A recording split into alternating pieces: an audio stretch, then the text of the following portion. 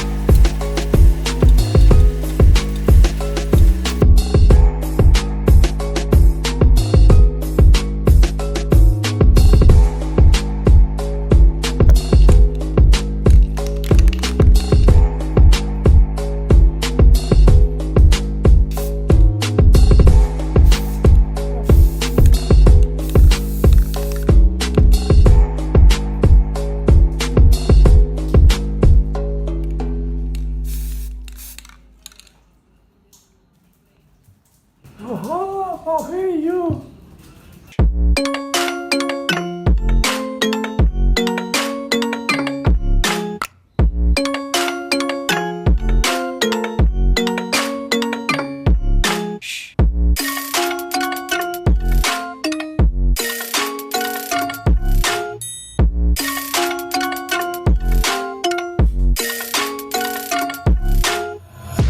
Take my eyes open to force reality. Why can't you just let me eat my weight in glee? I live inside my own world of make-believe. Kids screaming in their cradles, profanities.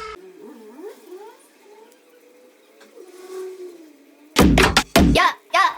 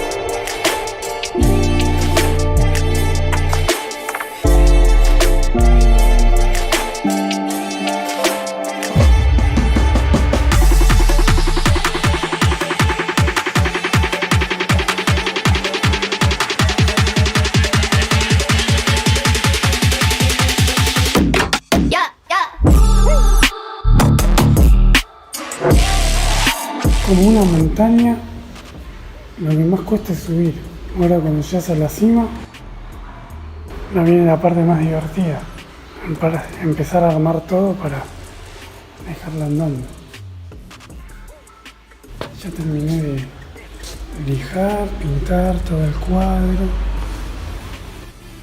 La verdad que está quedando, muy copada. Con todos los detalles, tardé un montón, pero estuve bien meticuloso.